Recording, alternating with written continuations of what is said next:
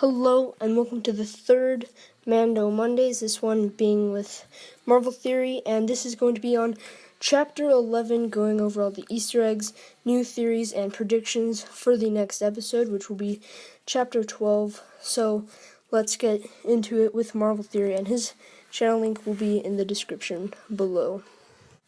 So the first thing, I thought we were going to see Sabine Wren, honestly. And it was a Mandalorian, which was cool, but it wasn't Sabine Wren. And we did see Bogatan, so that was cool.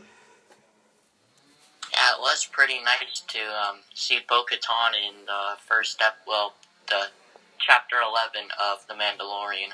Yeah.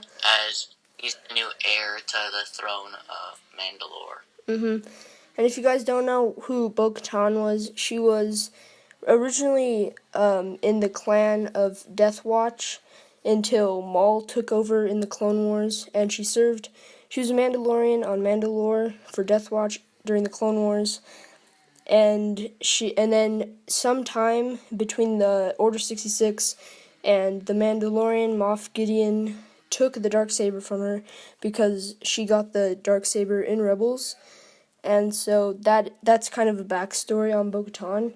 And so in the preview, when I was watching the preview, and the armor was like, we never take off our helmets, I was like, oh yep, we're for sure going to see Sabine Wren. But we saw another Mandalorian that was not serving, but she was a team member of Bo-Katan's kind of group. Did you see anything?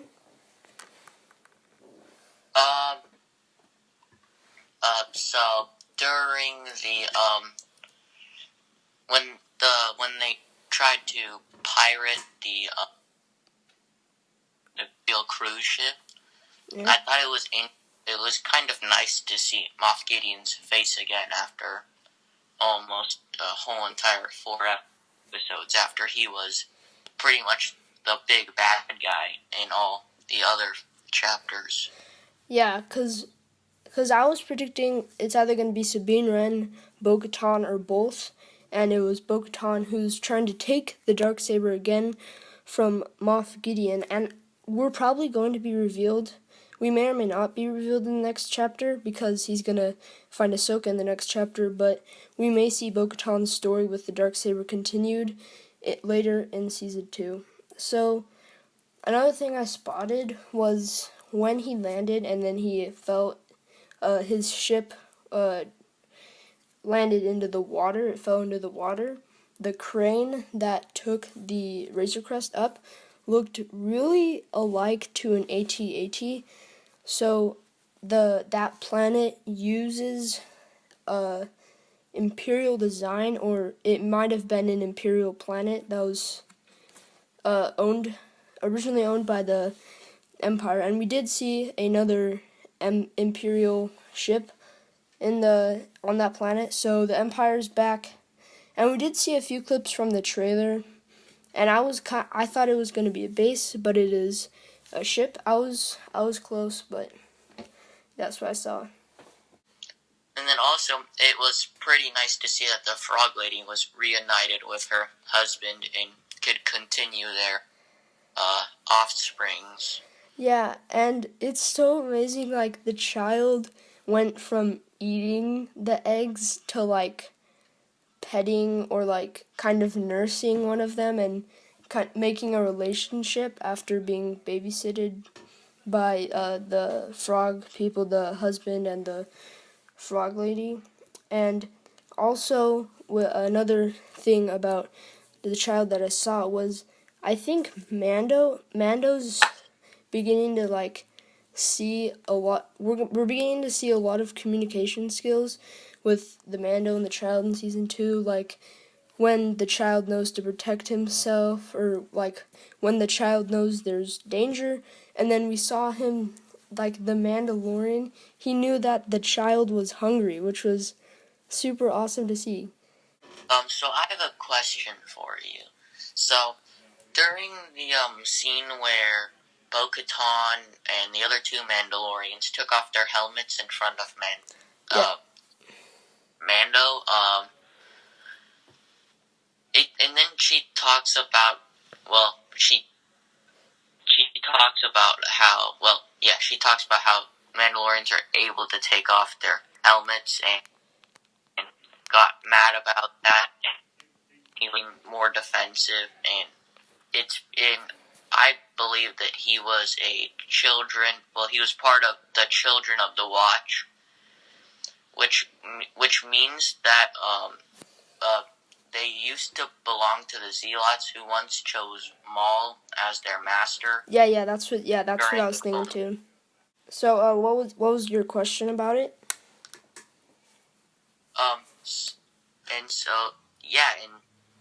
Do you think Mando will eventually take off his helmet? Okay, so here's what I think. I think no, because Jon Favreau, those earlier rumors before season 2 about Pedro Pascal leaving the set of The Mandalorian?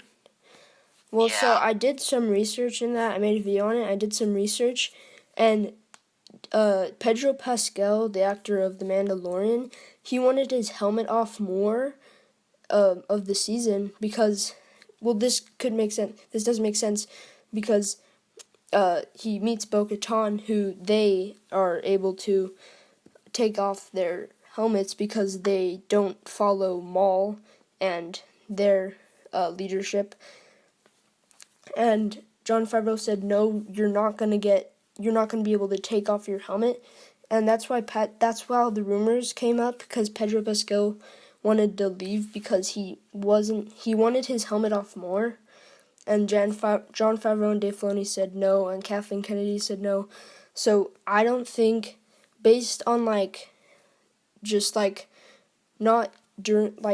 in the in real life, not in the Star Wars universe, but in real life, because we got Jon Favreau, because we got those rumors, it says that he's probably not gonna start following Bo-Katan with taking off his helmet. So I also saw that when the dudes hit, when they were trying to sabotage Mando and throw the child into that creature's mouth, I think that creature was a Rathtar, and the Rathtar from The Force Awakens. I don't know if they live in water.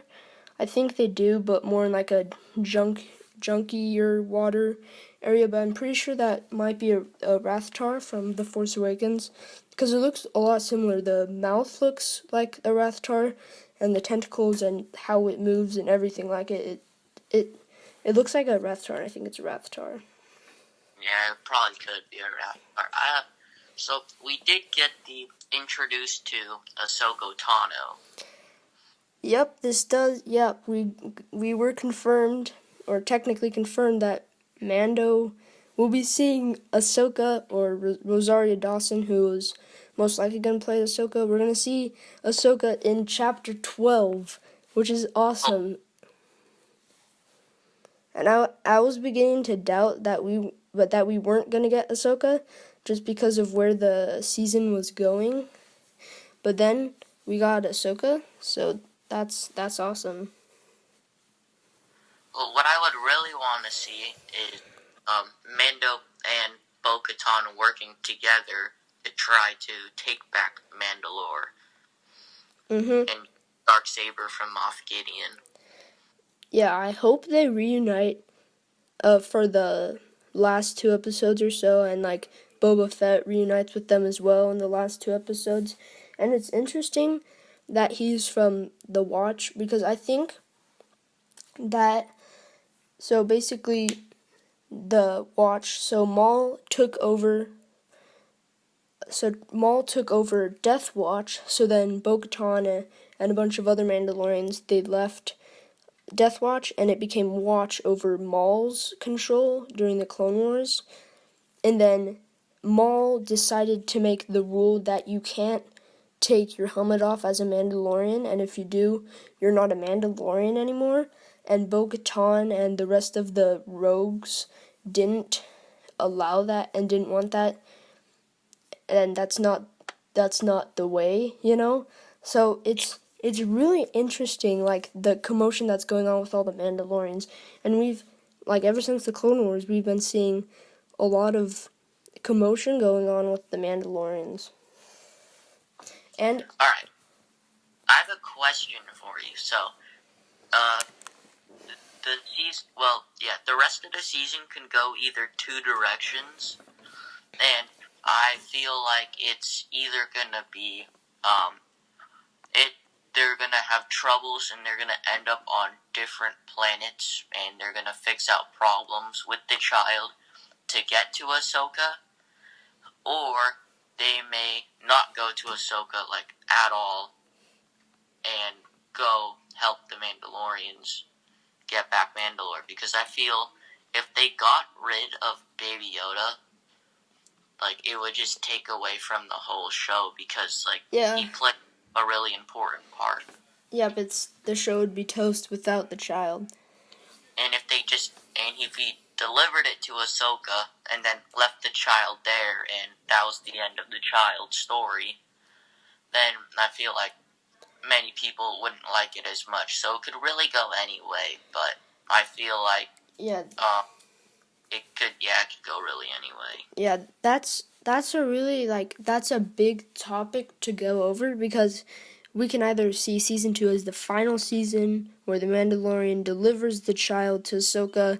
That's the end of the season, and then they defeat Moff Gideon with Ahsoka.